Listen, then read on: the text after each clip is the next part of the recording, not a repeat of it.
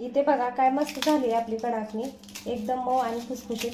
आवाजही खूप म्हणजे आवाजही ऐका तुम्ही, आणि अजिबात तेलकट झाली नाही. पौष्टिक अशी कडाकणी तयार झाली अगदी गव्हाच्या पिठापासून. घरगुती जे आपल्याकडे साहित्य आहे त्यातूनच कडाकणी मस्त अशी तयार झाली. नमस्कार मैत्रिणींनो, पुन्हा एकदा माझ्या नवीन व्हिडिओमध्ये तुमचे स्वागत करते. तुम्हाला जर नीलम रेसिपी बघायला आवडत असतील तर व्हिडिओला लाईक, शेअर, सबस्क्राईब नक्की करा. चला तर मग आज आपण दसरा स्पेशल गव्हाच्या पिठापासून मी कडाकणी बनवणार आहे. तर कडाकणी बनवण्यासाठी आपण सुरुवात करूयात. मी इथे काय केले, कडाकणी बनवण्यासाठी आपली जी चहाची साखर असते ना तीच घेतली. आता माझ्याकडे पिठी साखर अवेलेबल नाही, त्यामुळे अर्ध्या वाटीला कमी साखर घेतली आहे. आणि त्यामध्ये आपण बारीक साखर असल्यामुळे पाण्यात लगेच विरघळेल म्हणून म्हटलं आता हीच घ्यावी. त्यामध्ये पाणी घालणार आहे आपण. एवढं पाणी आपल्याला पुरेसं होतं. आणि तुम्ही ह्याच्यात दूधही घालू शकता, पण मी दूध नाही घातलं, पाणीच घातले. आणि अशी व्यवस्थित ह्याला मिक्स करून घ्यायचं. व्यवस्थित मिक्स करून घेऊया. त्या वाटीने 1 वाटी पीठ घेतले आणि अर्ध्या वाटीला कमी छोटा रवा घेतला. आणि आता आपण घालूया चवीपुरतं मीठ.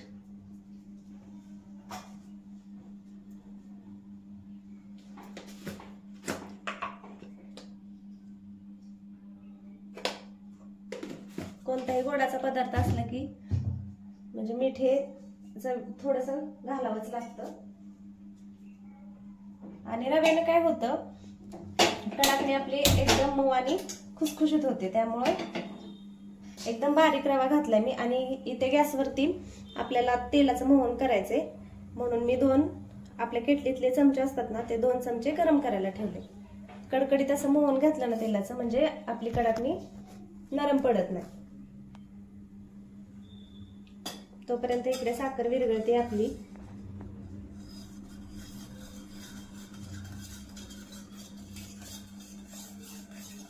पटकन होतात कडाकण्या अशा. आणि तुम्ही मैदाही वापरू शकता, पण मी गव्हाच्या पिठाचीच करते. गव्हाच्या पिठाची थोडासा कलर मैद्याची पांढरी शुभ्र होते आणि गव्हाच्या पिठाचा थोडासा कलर तांबूस रंगावरती येतो. एवढाच विषय, एवढाच फरक पडतो, बाकी काय नाही. आणि तेलाचं मोहन आता कडकडीत झाले गरम. आता आपण ह्या पिठामध्ये घालून घेऊ.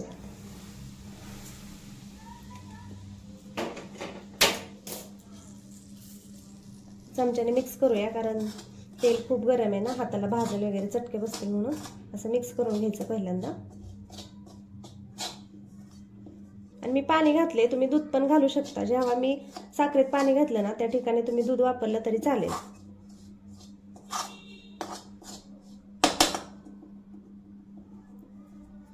आता हे हाताने चांगलं चोळून घेऊ पीठ.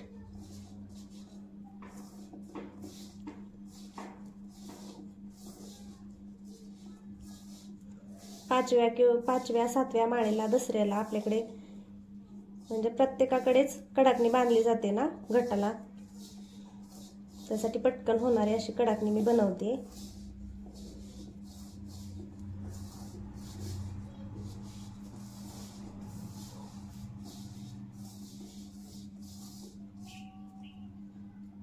पूर्ण साखर विरघळली.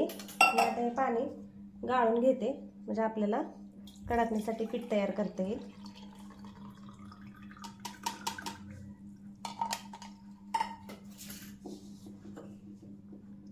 थोडं एकदम पाणी नाही घालायचं, थोडं पाणी घालून पिठाचा गोळा चांगला मळून घ्यायचा. जास्त पण पातळ नाही मिळायचं, कारण आपण त्याच्यात रवा घातलाय ना, तो रवा नंतर ज्यावेळेस आपण भिजत ठेवू ना पीठ 10-15 मिनिटं, त्यावेळी तो रवा फुगतो आणि पीठ आपलं घट्ट होतं.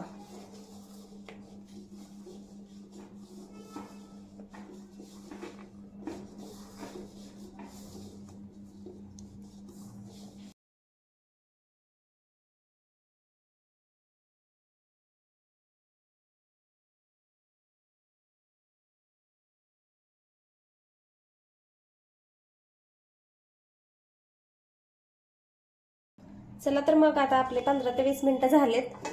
आपण आता पीठ बघूयात. बघा मस्त रवा हे झालाय, भिजलाय ह्याच्यात सगळा. आणि आता आपण काय करायचंय, मी इथं किचनवरती ठेवलंय, स्वच्छ धुवून पुसून घेतलेलं किचन, त्याच्यावरती हे पीठ ठेवलंय. आणि जे पाणी आपलं शिल्लक राहिलं होतं मगाशी पीठ मळताना, तेच पाणी मी थोडं थोडं इथं लावून ह्याला असं जे आपला खलबत्त्यातलं ठोंबा असतो ना त्याने जरा असं चेचून घेणार आहे. असं तुम्ही नक्की करून बघा, ह्याने काय होतं आपलं कडकणी चांगली खुसखुशीत होते. असं चांगलं चेचून घ्यायचंय म्हणजे पीठ पूर्ण आपलं एकसारखं मिक्स होतं.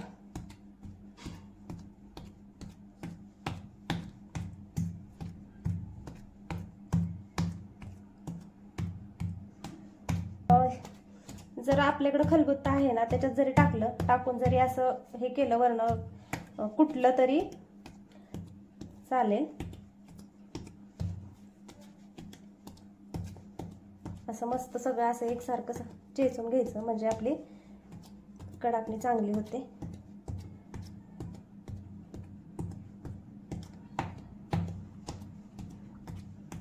आता काही ठिकाणी काय करतात की म्हणजे नवरात्र सुरू झाली की नवरात्राच्या 5व्या 7व्या माळेला कडाकणी घालतात, कोण कोण दसऱ्याला पण घालतं.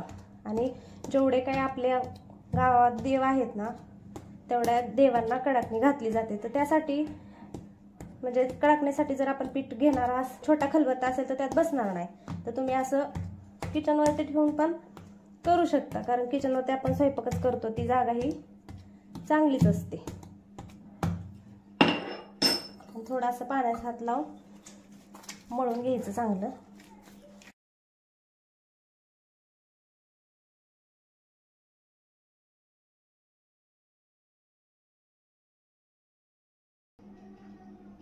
अशा पद्धतीने पीठ मळून घेतले.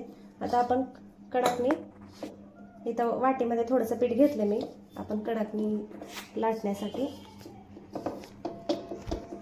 तर काय करायचं, एकदम छोटा गोळा चांगला हातावरती पुन्हा मळून घ्यायचा असं.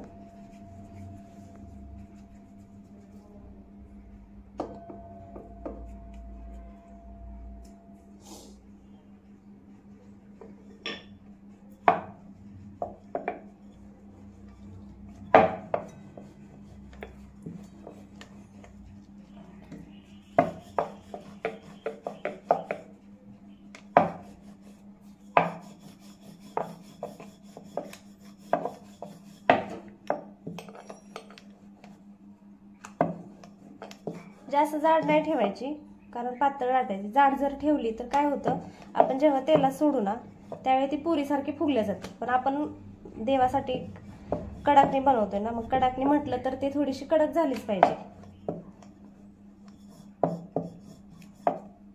तुम्ही बघू शकता कशी लाटली मी, अशी एकदम पातळ, चपातीपेक्षाही पातळ अशी लाटून घ्यायची आपल्याला कडाकणी. अशा पद्धतीने मी आता पूर्ण कडाकणी लाटून घेते.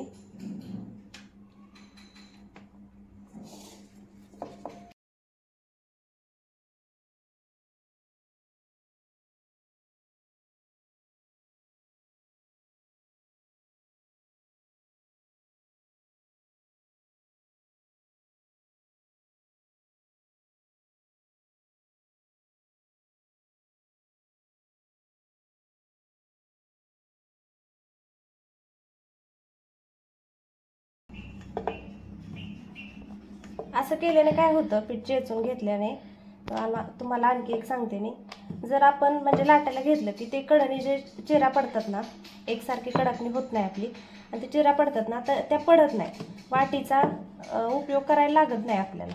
म्हणजे कसं एकदा लाटायला घेतलं की ती पूर्णपणे कडाकणी तयार होते, अगदी एकसारखी, कडेने चिरा वगैरे पडत नाहीत. त्यामुळं ना पीठ चेचून घेणं खूप गरजेचं आहे. आणि तुम्हाला जर वेळ असेल ना तर तुम्ही अर्धा तास जरी 2 तास पीठ भिजवत ठेवलं ना तरी चालतं. जेवढं भिजत ठेवणं आपण तेवढ्या कडाकण्या छान होतात. अशा पद्धतीने मी आता तुम्हाला साईज हवी तशी तुम्ही ठेवू शकता. हे बघा, अशा पद्धतीने मी एवढी पातळ कडाकणी लाटून घेतली. अजून एकच लाटायची.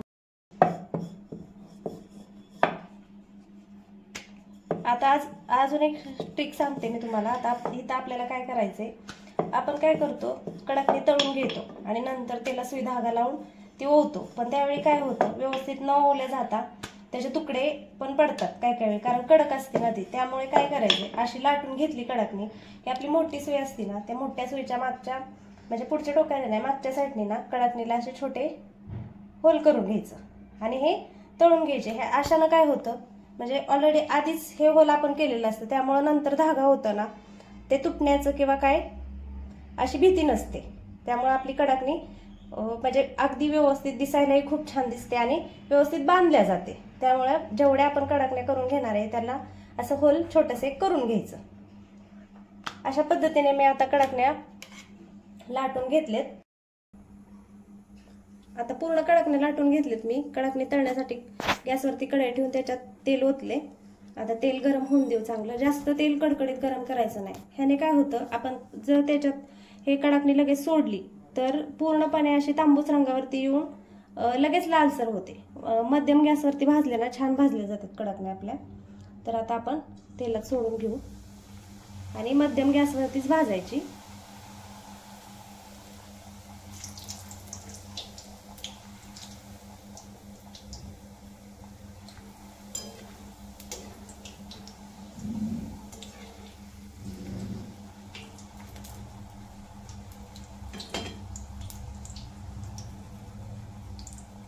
किती छान झाली बघा आपली कडकणी.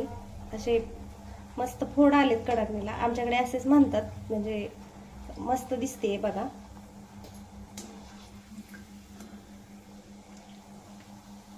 कमी गॅसवरती एकदम मस्त भाजलं जातं.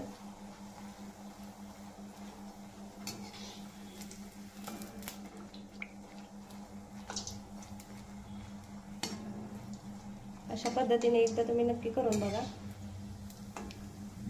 असे साधे साधे व्हिडिओ बघण्यासाठी माझ्या व्हिडिओला लाईक, शेअर, सबस्क्राईब नक्की करा. साध्या आणि सोप्या पद्धतीमधून मी दाखवत असते. आता ही काढून घेऊयात आपण. अजिबात तेलकट झालेली नाही बघा आणि एकदम कडक झाली.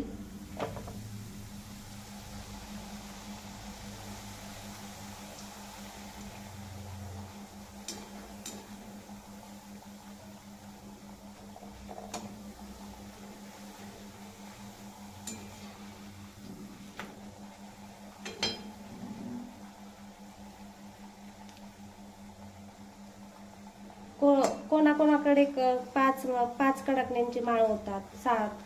आमच्याकडे 7 कडकण्यांची माळ होतं. आम्ही तुमच्याकडे किती कडकण्या होतात माळेत मला कमेंट करून सांगा. तुम्ही मैद्याचे केलं तरी चालतील, पण मी गव्हाच्या पिठाच्याच बनवल्यात.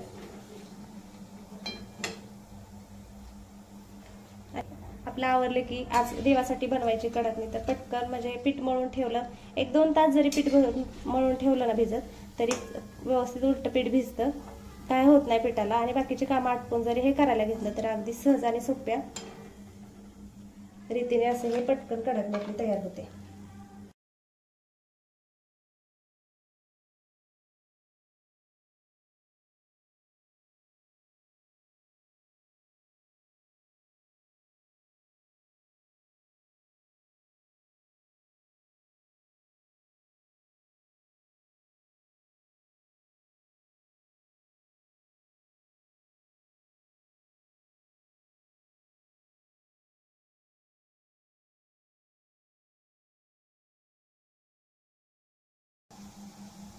तुम्हाला इथे जरी कढईत फुगल्यासारखे आणि मऊ जरी दिसत असेल कडकणी आपली, तरी तुम्ही काढल्यानंतर मी तुम्हाला दाखवते.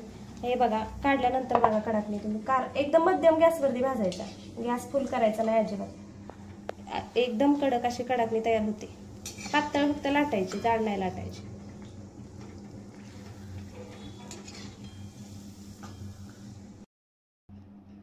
अशा पद्धतीने मी पूर्ण कडकण्या बनवून घेतल्यात. अगदी तुम्हाला व्हिडिओ सांगितलेल्याच प्रमाणे मी ते वापरून हे बघा अशा कडकण्या मी बनवून घेतल्यात. अजिबात तेलकटे झाले नाहीत आणि किती खुसखुशीत झालेत बघा कडकण्या.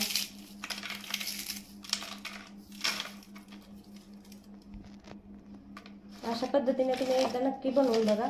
आणि आता लवकरच घटस्थापना सुरू होते ना, आणि दसरा ही, त्यासाठी आपल्याला 7व्या 8व्या माळेसाठी किंवा दसऱ्यासाठी ही कडाकणी बनवावीच लागते। तर अशा पद्धतीने तुम्ही एकदा नक्की बनवून बघा, खूप छान खुसखुशीत अशी कडाकणी तयार होते। त्याने सांगितलेल्या पद्धतीने होल पण करून घेतलं तर आता ही कडक झाली कडाकणी, तर आपल्याला धागा घालताना हे तुटणार नाही, कारण इथं ऑलरेडी आपण आधीच होल करून घेतले। ही ट्रिक नक्की तुम्ही एकदा करून बघा। व्हिडिओ बघितल्याबद्दल धन्यवाद।